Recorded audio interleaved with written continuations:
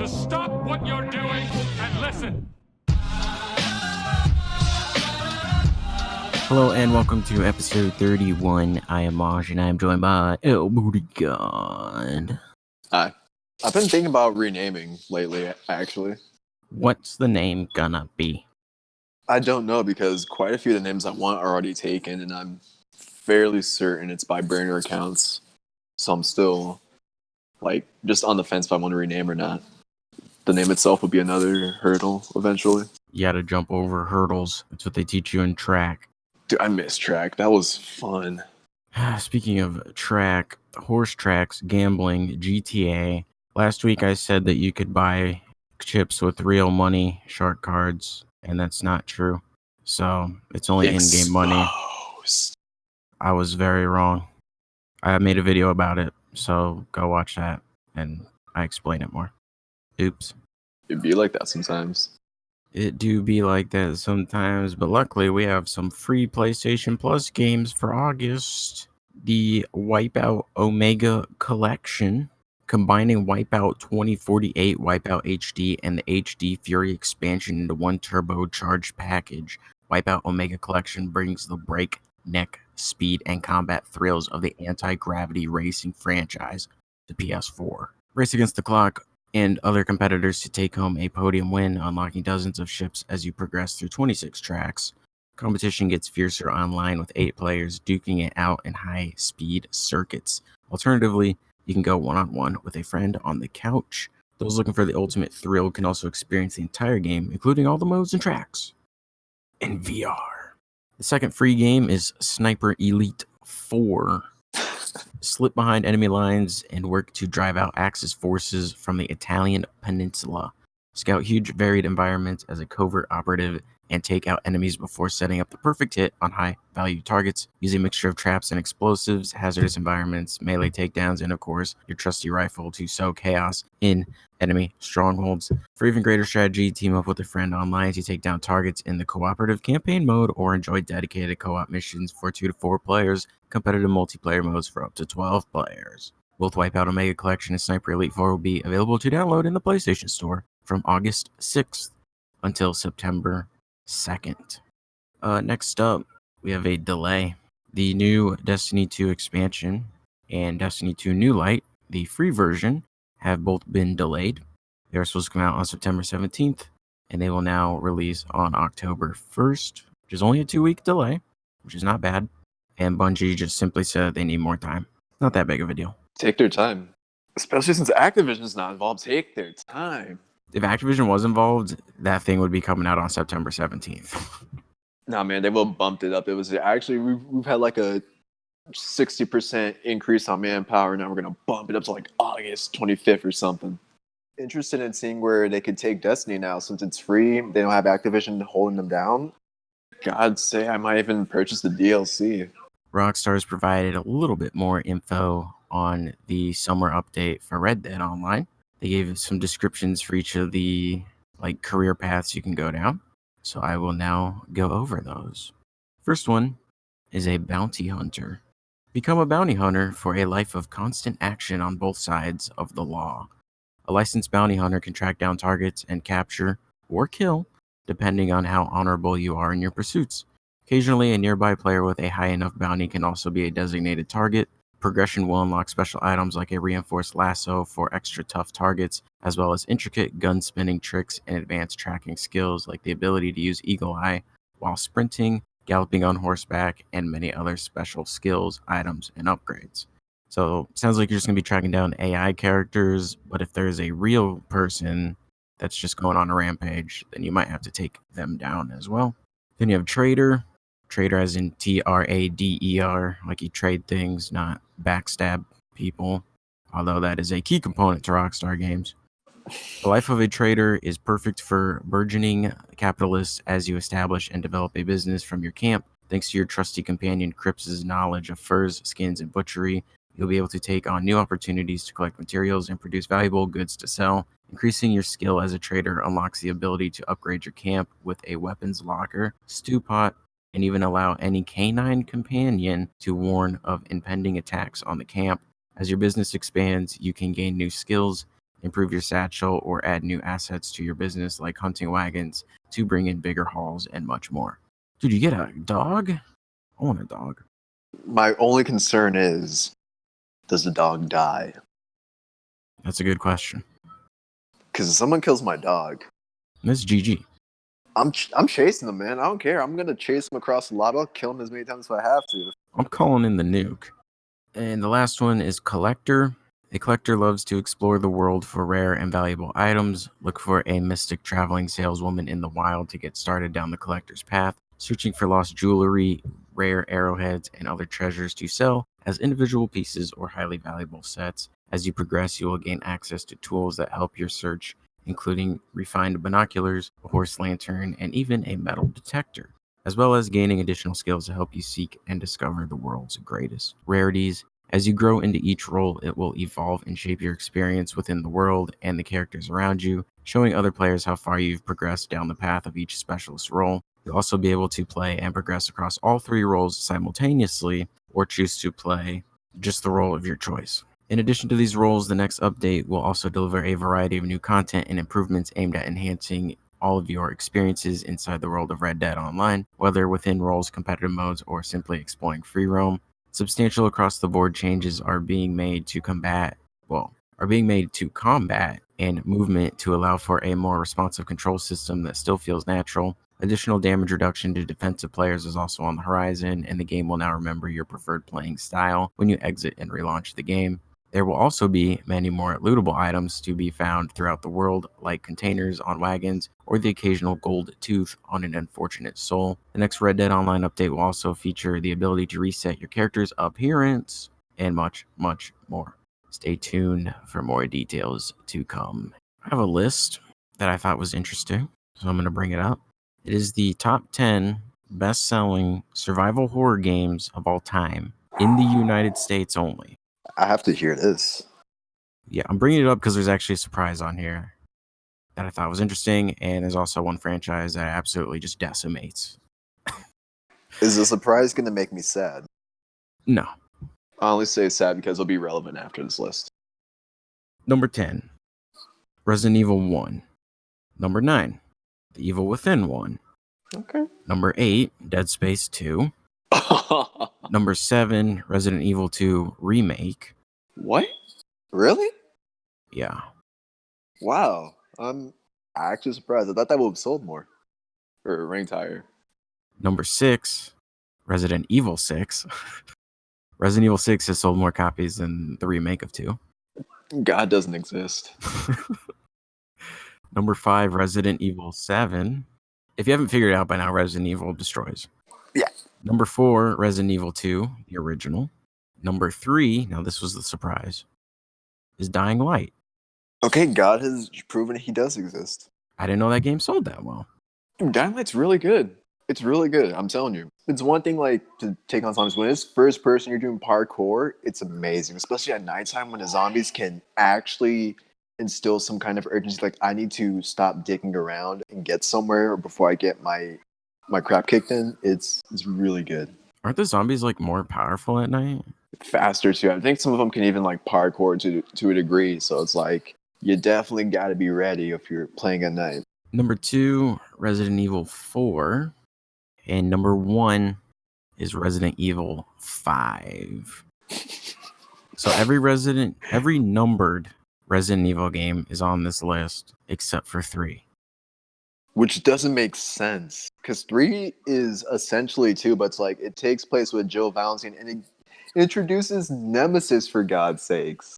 Nemesis was so much better than Mr. X. Like, I understand the memes and all, but hearing Nemesis run up on you screaming stars with a rocket launcher was amazing. It also says at the bottom of the list that digital sales were not included. So if you add digital sales, the remake of 2 would probably be higher. But yeah, 7 out of the 10 slots are Resident Evil. I am overall sad because Silent Hill didn't make it on the list once. Yeah, I was thinking about Silent Hill.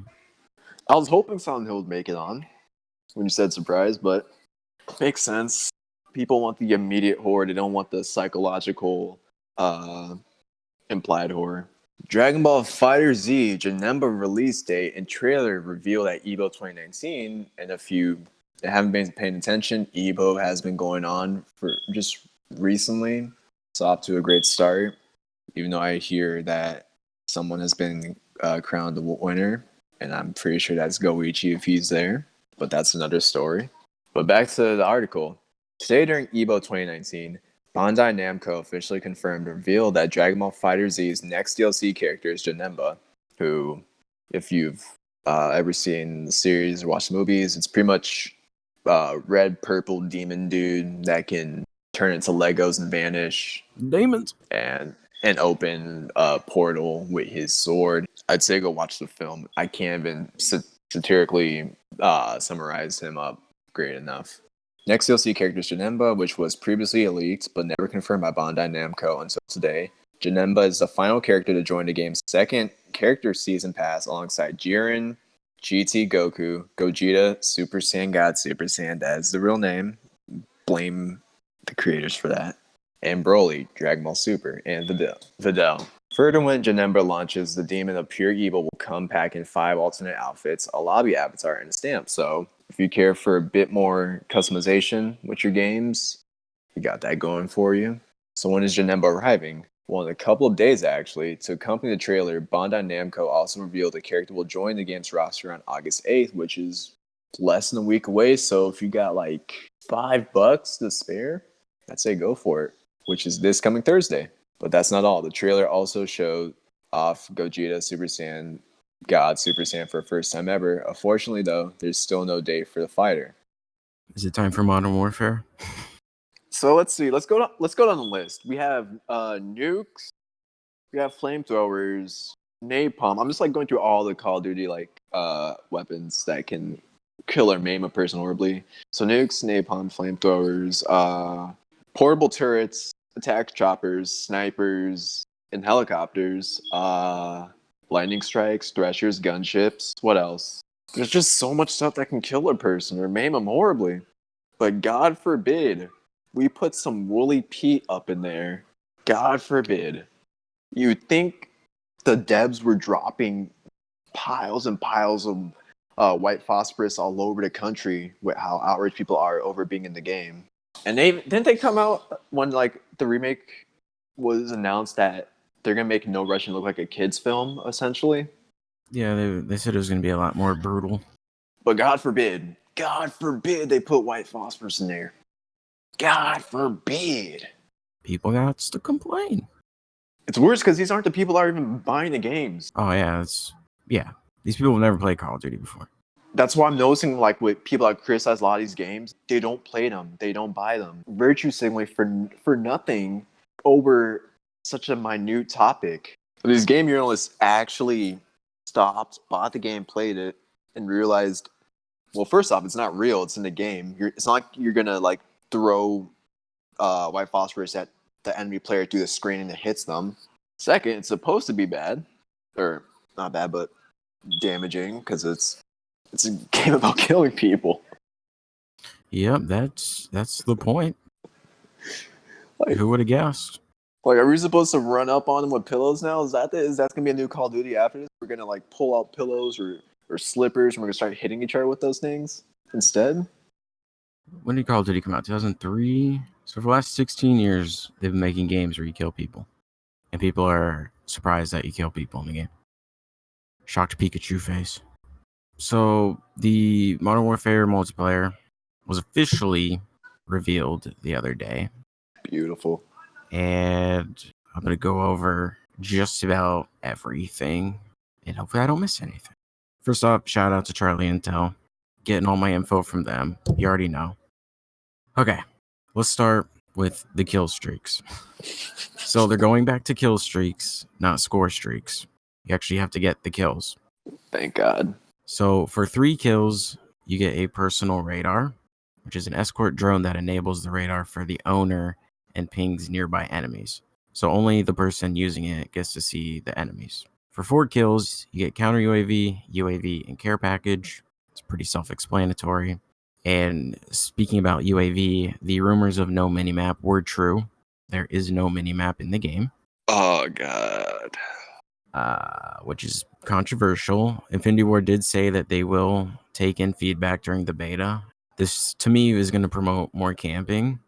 Aren't they adding Claymores back since it's like the Modern Warfare Yes. era as well? Oh my god, that's gonna be awful. I feel bad for everyone in the beta that doesn't camp. No minimap. People are going to camp. Then they're going to hide behind Claymores. And it's really not a good idea. So I hope they really reconsider. For 5 kills, you get a cluster strike, which is you signal for a number of cluster mortars to hit the designated area. Cruise missile, control a long-range cruise missile with boost capabilities, and precision airstrike. Call in twin jets for a precision strike along the best path available. 7 kills, Wheelson, a remote-controlled UGV with a powerful airburst turret. So yeah, it's like I forgot what it's called in Black Ops 2. AGR? Yeah, I believe it's the AGR. Yeah. And then the Mantis in Black Ops 4. It's basically that. Dude, the Mantis scares me sometimes. Like, not just like hearing it being called in, but when I'm on what I think is like an enemy player and this is Mantis, like, oh crap. And I try And then you blow up. Yeah. The other 7 kill streak is infantry assault vehicle, a manned light infantry vehicle with a 50 cal machine gun on top. Not looking forward to that. 8 kills, emergency airdrop, calling 3 random kill streak care packages to your location. And VTOL jet releases an initial missile barrage before guarding a location of the player's choice, which sounds exactly like the Harrier strike from Modern Warfare 2. I'm not looking forward to that. Harrier was pretty good. Harrier was a bane of my existence back then. 10 kills, chopper gunner, and white phosphorus. 11 kills, support helicopter, calling a heavy assault helicopter with twin turrets to patrol the map. 12 kills, gunship, heavy assault gunship with 3 types of armaments, and advanced UAV, orbital UAV that reveals the enemy's direction on the minimap. So it's basically a VSAT. And 15 kills is the Juggernaut, but that's not the last one. The nuke is the last one. The nuke is back. Assault rifles, M13, FR556, M4A1, AK-47, and the Odin. I feel like I've never heard about the Odin before. Me neither. I'm interested to see what that is. I might just use it for the namesake, even if it's awful. SMGs, MP5, MP7, and the AUG. Shotguns, Model 680 and the 725. LMGs, M91 and the L86A2. Marksman rifles, M14 and MK2. Snipers, the AX50. And there are more real quick. Game Informer revealed some more. So the other shotguns joining the Model 680 and the 725 are the R90 and the Origin 12. The P90 is also another SMG. The Kar98K is another marksman rifle. For pistols, we have the X16, the 1911, the 357, and the 50GS, which I would assume is the Desert Eagle. I almost said Golden Eagle. And it says that there's a 5th one, but it doesn't show it. So that last pistol will remain a mystery for now. And along with the X50 and snipers, we have the Dragonov and the HDR. The shotguns are primary weapons again, which is cool. Thank God. And so far, the only thing we know about launchers is the RPG will be back. On to the perks. So, in the perk 1 category, we have double time, triple the duration of super sprint, and fully refresh super sprint on skills. On kills, not skills. Well, you need skills to get the kills. Whatever. So, if you double tap the sprint button, you get a faster sprint speed. You get a boost. But this game does not have infinite sprint. So I guess there's normal sprint and super sprint. So if you want more super sprint, then run double time. EOD. Take reduced damage from non-kill streak explosives and fire. Hack enemy claymores, proximity mines, and C4. Scavenger. Resupply ammo from dead players. Tracker. Enemies leave behind trails and death markers. Increase crouch movement speed by 30%. And lastly, Tune Up. Increase the charge rate of field upgrades by 50%. Perk 2 slot. Ghost. Undetectable by UAVs, radar drones, heartbeat sensors, and high alert. Hide the death markers of enemies you kill. So every time an enemy dies, they have that skull pop up. It's not going to be there if you run Ghost. So that's pretty good. Hardline. Your kill streaks cost 1 less kill. Yes. Kill chain. Kill streaks earned in your current life earn kill credit for other kill streaks. Basically, when you call in a kill streak, like the kills it gets doesn't count towards your next kill streak. So like if you got a cruise missile with your 5 kill streak and you got 3 kills, that's not going to give you your Harrier strike. But if you have kill chain on, it would. Overkill. Carry 2 primary weapons. Restock. Recharge equipment over 30 seconds. Probably going to be a lot of people running Ghost, because since there's no minimap, a lot of people are going to be running UAV. So there's going to be a lot of people camping with Claymores with Ghost. I just hope they change that. There's no way. Maybe in like the 2v2 mode, I can understand like no minimap, but what I'm hearing, how they're trying to take multiplayer, like size-wise, could you imagine trying to play against 20 other people with no minimap? And then, now imagine how many of those would be campers at that. That'd be abysmal to play against. Mm-hmm. Perk 3s. Amped. Faster weapon swap and rocket launcher reload speed. Battle hardened. Reduce the strength of enemy flash, stun, and EMP effects. So it's basically tactical mask. Cold-blooded. Undetectable by AI targeting system and thermal optics. Immune to snapshot grenades. High alert. Your vision pulses when enemies outside of your view look at you. Shrapnel. Spawn with an extra piece of lethal equipment. Explosive damage delays enemy health regeneration.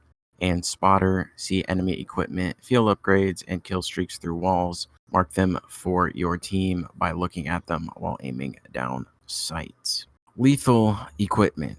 Frag grenade, Semtex, Molotov cocktail, Claymore, throwing knife, C4, thermite, proximity mines. Tactical equipment. Flash grenade, smoke grenade, stun grenade, stim shot, a military stimulant that cauterizes combat wounds. So, health regen is in the game. You do not need to heal yourself like in Black Ops 4. But if you want to speed up the process, then you can run the stim shot. Decoy grenade, counter intel grenade that simulates fake gunfire and radar signatures that confuses the enemy. Gas grenade, explodes on impact with the ground, releasing a lingering cloud of tear gas that causes slowed movement, blurred vision, and coughing. Snapshot grenade, provides a momentary glimpse of enemies within the blast radius. So like if you think someone's hiding in a building, you can throw it in there and it blows up. You'll see like the outline of them through the walls. And also you can see your teammates' outlines through walls now as well, but only if you're within a certain distance from them. So if you're close, you'll be able to, but if you're like on the other side of the map, you won't. Heartbeat sensor is back, a tablet that displays rough information about nearby enemies. So it acts the same way it did in Modern Warfare 2, but in Modern Warfare 2, it was attached to your gun, so you could see it at all times. But in this game, your character actually holds it. Cross play is 100,000 million% confirmed. PS4, Xbox One, and PC players will be able to play together. Oh, God. But you will only be able to play with people that have the same input device as you, and the game will recognize it. So if you have a controller, it will only pair you people with controllers. If it detects you have a mouse and keyboard, you will only play with people with mouse and keyboards. So you don't have to worry about controller versus mouse or anything. They also said that once you join the lobby, whatever your input device is, it locks to that. So if you try to think that you're slick and you unplug your controller and plug in a keyboard, it ain't going to work. I'm sure people will find a way around that, but there is no season pass. Every single map that they release after launch will be free to everybody. I'm sure there will still be microtransactions and loot box supply cases, all that stuff, but the maps themselves will be free. Since you mentioned season passes, what about that battle pass system that all games love to circle jerk right now? Please tell me that's not included. Well, it was free on Black Ops 4, so I would assume they're going to do that again. I'm so tired of it, though. I know, grinding's annoying. It's not even like grinding, it's just... Well, in Black Ops 4 it is, because that game ain't great. If this game's actually good, then it won't feel like much of a grind. That's true. Weapon customization is extensive. Each gun can have up to 30 to 60 mods available for it. So like pistols will be more around 30, while like assault rifles and LMGs will be closer to 60. So the pick 10 system's gone. Basically, you can put 5 attachments on your gun, run 3 perks, have 1 lethal and 1 tactical. But they said the more stuff you put on your gun, that'll actually affect how the gun moves. So like your movement speed will be affected, and the time it takes to aim down your sights will be affected. So you have to take that into account. and that's called the gunsmith. You go to the gunsmith and customize your gun. Progression across all 3 modes is the same. So if you play multiplayer, co-op, or single player, if you level up, it's the same across it. So if you get to level 10 in single player, you'll be level 10 in multiplayer. Huh. It's just the same throughout. There are 3 different sizes for maps. There are flash maps, which are for the 2v2 game mode gunfight. There are tactical maps, which support the 6v6 mode as well as 10v10. And battle maps, which are for the big game modes like 20 versus 20. And they also said that they want to do a ground war mode that will have over 100 people in it. So that will be interesting to see as well. I just hope it's a 50 versus 50. I would love that. The game uses a new engine. The operators in the game are cosmetic only. So they're basically like specialists, but they do not have specialist weapons or equipment. They are purely for looks. How Black Ops 4 should have done it. You can mount in this game. So if you're right next to a wall, you can kind of like attach to it and peek around corners. Doors. You can go through doors in more than one way. You can run through them. You can slide through them.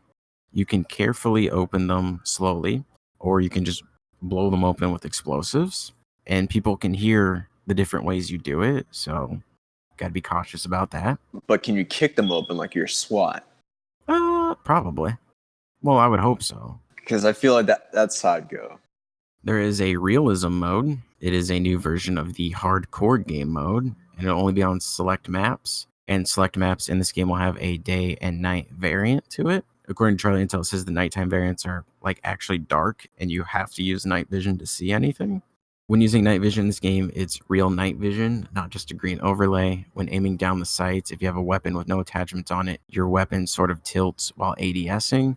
And while walking around, your weapon gives off a laser that allows you to be spotted by both teammates and enemies. So you have to be strategic. It's 1-shot kill to the head and a few shots to the body. One of the big challenges with this mode is that you don't get a hit marker confirmation at all. So you're not all the time sure if you got the kill, especially if it's a long range gunfight, because the HUD is gone too. So there's like no kill feed. This is interesting. Yeah, if you want to play in a realism mode, you have that. They said they want to do more Easter egg style exploration on maps. So like in High Rise and Modern Warfare 2, how they had like that catwalk that was kind of broken and hanging down. Then you could climb up that and then go to the roof. They want to do more stuff like that. The multiplayer director for this game worked on Call of Duty 4 and Modern Warfare 2. So he has experience working on good games. So that's a sigh of relief. Then again, that was 10 years ago, but hopefully he still knows what he's doing. There will be a beta for this game. So starting on September 12th and the 13th, if you pre-order, you will be able to play it on PS4. So the first weekend is PS4 only. September 12th, 13th, 14th, 15th, and 16th, only on PS4. On the 12th and 13th is early access, so you have to pre-order to play on those days. But on the 14th, 15th, and 16th, it becomes an open beta for everyone, even if you did not pre-order. So September 12th through the 16th is PS4 only. And if you want to play on the 12th and 13th, you have to pre-order. But then on the 14th, 15th, and 16th, it's open to everyone on PS4. Then weekend 2 is the crossplay beta. So that starts on September 19th.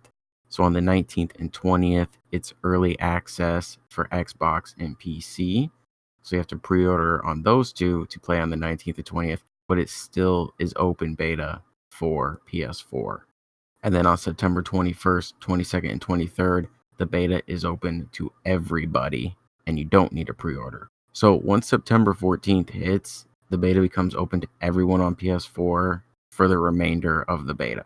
It's only those first 2 days that you need to pre-order on PS4. I'll put a link to this article that shows the beta dates in the description in case this is confusing. I feel like we'll see more footage come out before the beta happens, which may or may not sway people to pre-order. When we were looking through that 20 vs 20 gameplay, it really did remind me of Battlefield. Like just the way when you die, you have that overhead look at the map and then it like zooms into your character. That's very Battlefield. The domination mode in 20 vs 20 has 5 flags, which is just like Conquest and Battlefield. Just like the way you move and the guns is very Battlefield. It's like Battlefield with the pace of Call of Duty. And honestly, some of the gameplay reminded me of Modern Warfare 2. But with a 2019 touch to it. Hate to say it, but I actually have some high hopes for this game now. It's been a while since I've said that for Call of Duty. Yep. And the game releases on October 25th. Well, that means it's music time. Oh boy. Where do we begin? There's been a lot. I think it was last night or maybe the night before. No, I'm pretty sure it was last night where I mentioned I missed a few albums or two that apparently released already and I didn't know about. So, where do you think we should begin? I don't even know. Carnifex, I guess. Okay. I just have to say this from the get-go. They blew Thy Art is Murder out of the water. There's no debate, in my opinion. No debate.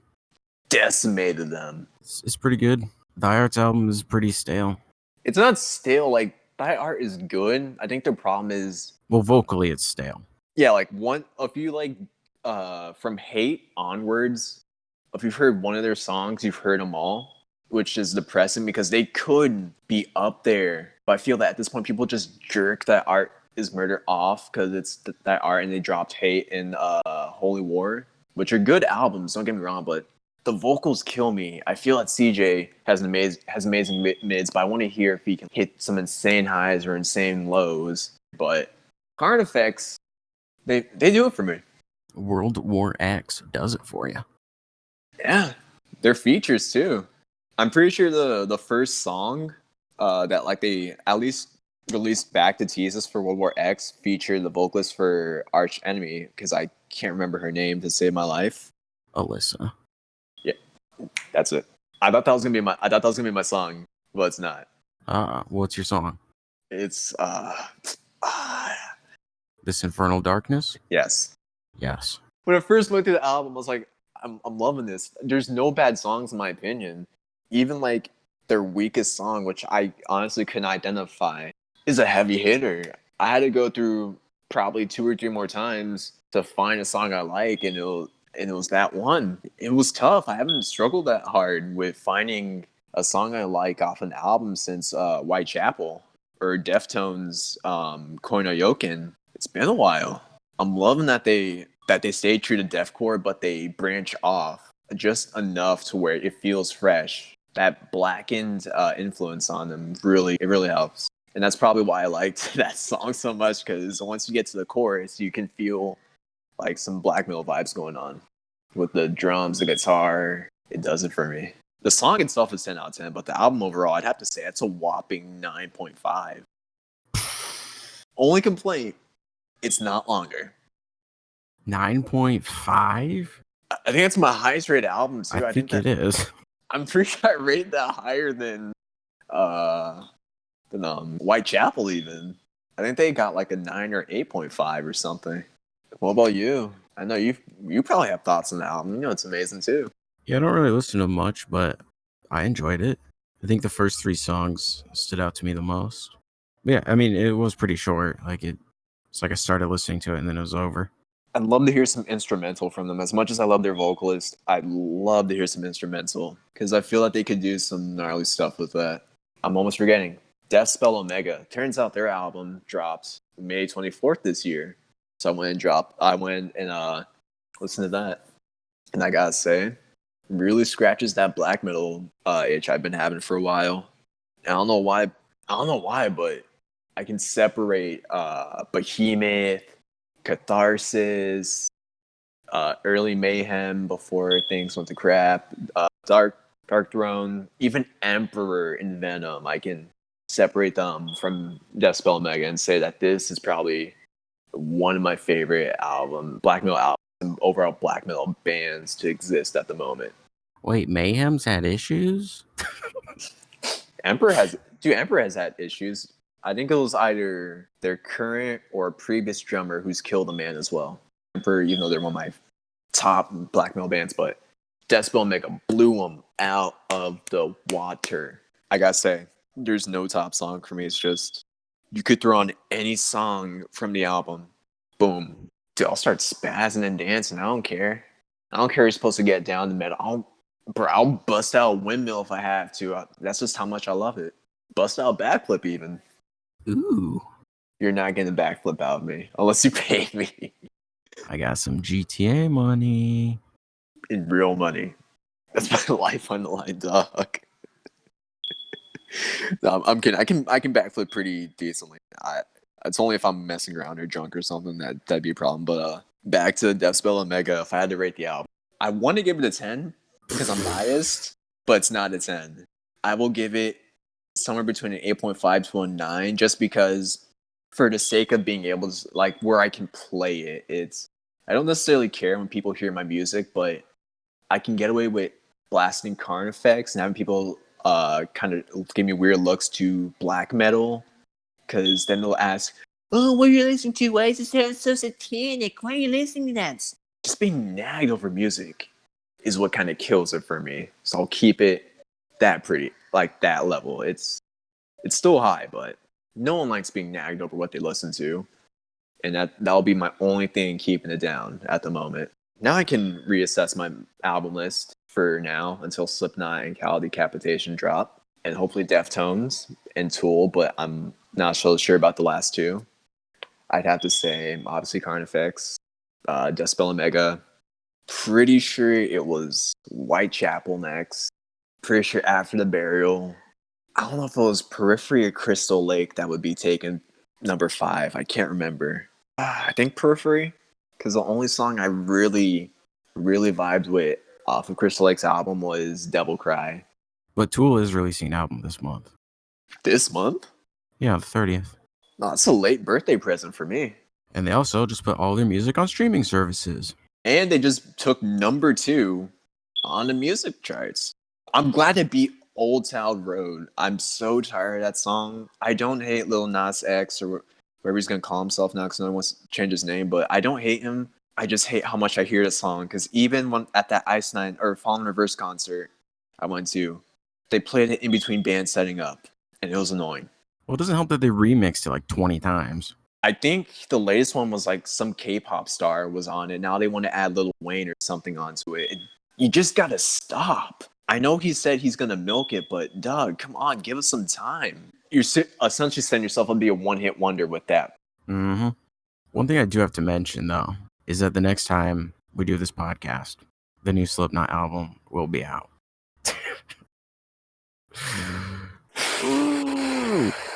Days away. You've legit been a crack fiend over Slipknot for like the last few weeks. I'm looking forward to it. Hearing female vocals on their album for I think was the first time ever. I'm kind of interested now. Oh, but they have female vocals. It sound poppy. Is this So Sour Part 2? There might be more on there, but you didn't hear that from me. Female vocals belong in metal. I don't care what people say. I've heard it from guys, girls, and in between. I don't care. Female vocals can beautifully accompany the harshest of instrumentals. Korn released another new song called Cold. It's kind of heavier on the vocals. Mr. Jonathan Davis there, getting a little low. And it's Korn. If you like Korn, you'll like the song. So. Oh, they're still kind of doing like the whole new metal thing? Yeah, a little bit. So I didn't even know that they were still pulling out new material. So that's a surprise to me. Yeah, new album next month. I believe September 13th. Yeah, I don't want to go too in depth with the song because I might review it, so I'll save it for that. But Northlane here, God, that caught me, dude. That song, that one song got me. I'm not gonna lie, I enjoyed it a lot. Yep, new album called Alien. The song you are referencing is called Eclipse, which does have a very kind of futuristic cyberpunk, or like you said, Devil May Cry sound to it, which I completely agree with. I actually like the lead up to that because the song before it is called Jinn, which is also really good. And at the end of that song, you hear someone walking and you hear music like slowly getting louder, and then you hear them open a door, and that's basically when Eclipse starts. So it's like they're walking in the back door of a club, and then you have Eclipse, which is like the whole cyberpunky kind of song, and it just like that transition was so good. I haven't cared about Northlane at all. Even when like I first joined the stream, I did not care about them, but that one song is what it did for me. I gotta say I'm a fan of Northlane now. Yeah, I like this album more than their last one, so I'm into it. An album I've been looking forward to for quite a while. Also released this past Friday. Bad Omens, their second album, Finding God Before God Finds Me. Oh boy. Let's just start with a little background. So Bad Omens is an American metalcore band from Richmond, Virginia, formed in 2015 by frontman Noah Sebastian. Just remember that. Noah is the vocalist. And I'm going to say his name a few times. So just remember that. Guitarist Nicholas Ruffalo. Other guitarist Joachim Jolly Carlson. Shout out to the Swede. And drummer Nick Folio. Debut album came out in 2016 via Sumerian Records. This album definitely kind of has some religious themes going on, if you couldn't tell by the title. And he also talks about God, devil, pearly gates, the man above, being hung on a cross. So there's definitely some religious stuff going on. I'm not going to talk about every single song. I'm just going to talk about a few that stood out to me the most. I will be talking about the first song and the last song because I feel like the way you start and end an album is pretty important. So with that said, I will start with the first song, which is called Kingdom of Cards. And it starts off kind of slow. It's just Noah singing with some acoustic guitar behind him. Then some other stringed instruments come in, and then the drums. Just big, beefy sounding drums. Electric guitar comes in, and then it goes right into the first verse. And I like the way Noah sounds on this verse. Then at the end of the verse, all the instruments kind of drop out again. But you hear drums like faintly in the background, and then there's humming. Then everything comes back in again for the second verse. Instruments drop out again. This time it's the drums, Noah singing, also some whistling and piano. Then that just drops out again. It's just Noah and the acoustic guitar again, just like the very beginning, which then leads right into a chorus, which is a choir singing it. Then when that part ends, Noah comes back in and does his part. And then when his part's over, the chorus comes back again with the choir. And that ends the song. And just like the back and forth they had between the choir and him was really cool. And just the different song structure on this, I appreciate that. It wasn't the typical song structure. The song fades out with whistling, but the way the song ends with the choir is interesting because it made a connection with another song I'm going to talk about, which made this a really good opening track for the album. At first, I didn't think it was that great of an opener. I thought maybe other songs could have filled it, but since I made this connection, I think this is the perfect way to open the album. But yeah, just the way the song is kind of like a roller coaster. Like it's kind of calm, and then it builds up, and then it goes calm again, and it's a good song. The next song that I will talk about is Careful What You Wish For, which was the first single ever released for this album. And I want to talk about the importance of singing and screaming. This is where I feel like Noah and I share the same, I guess, philosophy that you should scream and sing certain lines that you feel should be sung or screamed. Like I felt like he sat back and looked at the lyrics and was like, I'm going to sing these lines, but I'm definitely going to scream these ones. Because a lot of times, especially in this genre, everyone will just scream the verse and sing the chorus, which works, and I like that. But I think if you really sit there and think about what you want to sing and scream, it just adds more to the song. And I feel like Noah did this for this song in particular. Yeah, so by doing that, I just feel like it gives the song more emotion. Because like if you're singing a lot of it and then you start screaming, the listener's like, oh, well, if they're screaming right now, I should probably listen to what they're saying. So like he screams the lines, don't wait for the dust to settle. Don't wait till it's not enough. Don't wait for the world to let go of the both of us. Don't wait for the dust to settle. Don't wait till you've had enough. Don't wait for the world to let go or to give you up. He also screams, so let it go. I'm not giving up, so don't you give up. And I feel like those are all lines that should be screamed because he's like trying to get the point across of don't give up. And when you scream lines like that, it almost shows kind of like urgency or just, again, more emotion behind it. Because if he was to sing those lines, I don't think it would have the same effect as if you were to scream them. And it's like some bands talk about having emotional songs, like Finding Hope, but then they just scream the whole thing. And it's like, what am I supposed to get out of that? And I feel like with songs like that, you should sing those parts because then it would be more relatable to the people listening than if you just scream the whole thing.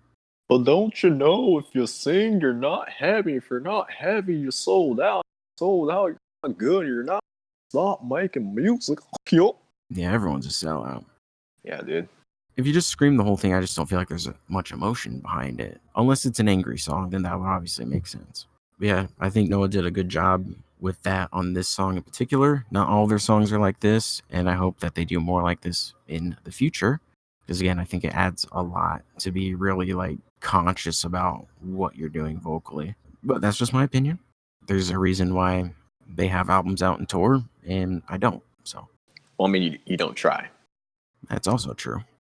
So you can't necessarily sell yourself short in that regard because you know how to play guitar and you're aware of how to produce music. You just either don't have the money that costs an arm and a leg and then some, and the time and the people to help you out with that. But that's a different story for another time.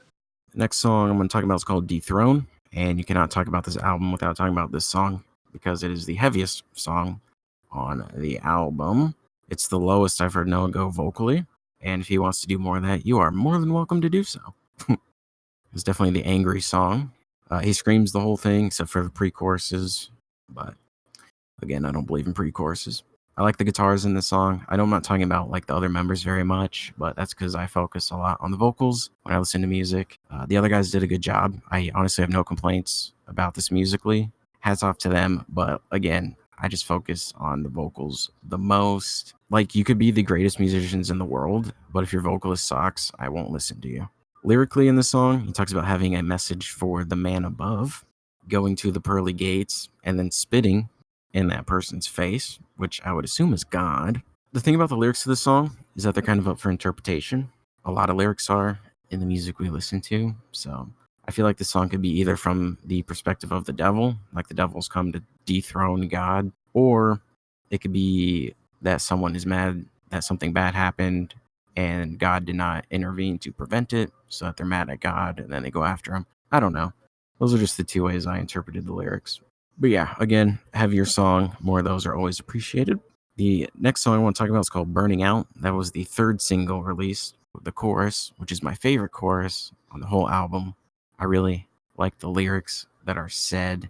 He says, I was lost, but now I'm found under the lights and in the sounds. So let us sing and sing it loud that we're not perfect, but we're proud of who we are. After the bridge, there's like an interlude part. I don't know how else to describe it other than like an interlude. But usually when you hear like a bridge or an interlude, they're new lyrics and you don't hear them again for the rest of the song. But you do hear this part again after the final chorus. They bring it back to end the song. So I thought that was a cool decision that they made on that part. And then the last song I'm going to talk about is the final song on the album, If I'm There. It's kind of a ballady type song. I really like how this song ends because like the first song, this song ends with a choir that is singing the chorus. So that is the connection. The first song ends with a choir and the last song ends with a choir. Since there's kind of like this religious thing going on, it almost sounds like you're in a church, like a church choir. So I really like that as well. There are 10 tracks. I only talked about 5 of them. There's a lot going on musically, like I said, but I focused more on the vocals. But again, I have no complaints about the actual like guitars, drums, or bass or anything. I really like their first album. It was my album of the year back in 2016. And I have to say that this new album is on par with the first one. I like it just as much, which is great. You can definitely tell how much they've grown as a band since then. And I will be giving this album a 9 out of 10. A 9 out of 10. That's solid.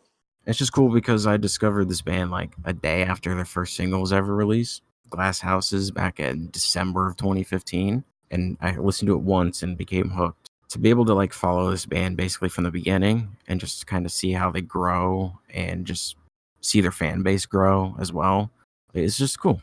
And I wish them nothing but the best, honestly. So I will put links to everything in the description. I'll put links to where you can hear the album, like through a YouTube playlist from Sumerian Records, Spotify, iTunes, links to the band's Twitter or whatever, so you can check it all out. I think it's time for that weekly pick. Just to keep along the Tool celebration of them putting all their songs on streaming services. There's a video on YouTube that goes and talks about Tool's song Lateralis and how it uses the Fibonacci sequence, which is like a math thing, and the golden ratio, and they basically created a song using that, and it's like next level songwriting. It's pretty crazy, so I'll put a link to that in the description. Oh my. I never would have guessed That they use Fibonacci is insane. I hate Fibonacci. It's gonna be weird, but my weekly pick is gonna be Inner Peace, because some recent events have made me realize I am not as easygoing as I believe myself to be. So to anyone listening, I'm not a professional, so you can obviously take it with a grain of salt. Even if I was, if there's anything eating at you, make you uneasy, find an outlet. Do not hold it in. Find an outlet. You'll feel a lot better, I promise. Just about every person I've talked to that's mentioned bottling up how they feel or something like that, once they find that outlet, hopefully it's legal, it doesn't harm anyone, or including you, but they genuinely feel better. And I'm currently doing that at the moment, or looking for my outlet. So I feel that this would be my weekly pick. All right, I think that leaves one thing left: the weird stories. It's not so much weird as it is depressing, but there's a shooting in El Paso, Texas today. Yep. A 7-year-old child in India had 526 teeth removed from his mouth. I heard about that on Snapchat. Yeah. So Yeah. Oh. it's kind of misleading. Apparently, he had a tumor in his mouth, and inside the tumor were all the teeth of varying sizes. Like, they weren't all normal sized teeth. Some were like really, really small. Yeah, they kind of look like if you managed to like chip a diamond somehow, like little fragments of it. Yeah, it's like little, yeah. It was still unsettling to look at, nonetheless. But I guess he complained of having pain in the side of his mouth since he was like 3 years old. So I guess for 4 years he had this tumor, and then they just finally did something about it. But yeah, that's a thing that can happen, I guess.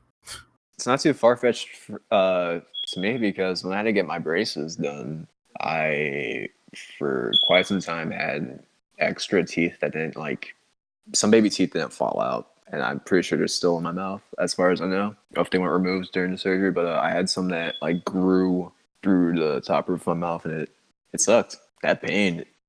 Yeah, teeth are weird. I think I heard someone that like grew a tooth out of their nose or something. Have you seen the human skull, like the mouth and like where teeth come from? It's really weird.